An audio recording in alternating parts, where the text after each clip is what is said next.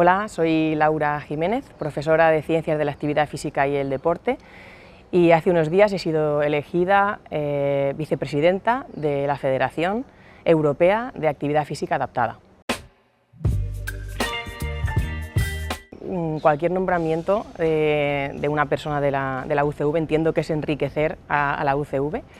Y a mí personalmente pues no lo vivo tanto como un reconocimiento, sino lo vivo como una oportunidad. Bueno, a nivel de deporte adaptado yo soy un poquito crítica, pero creo que estamos en un buen momento, creo que hemos evolucionado muchísimo a nivel histórico, eso es indiscutible.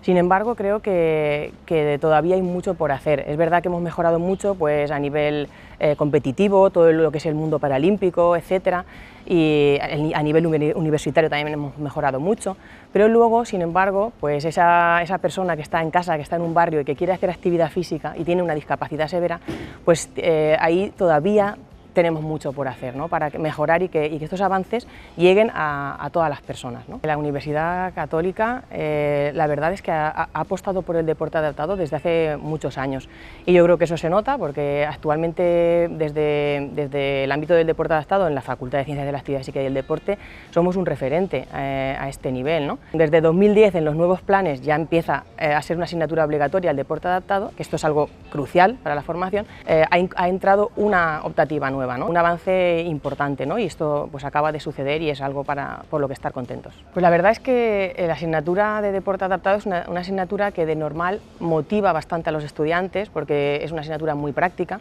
pero es cierto que cuando empezamos el curso mi sensación siempre es de que todavía hay mucho por hacer en este ámbito a nivel social, ¿no?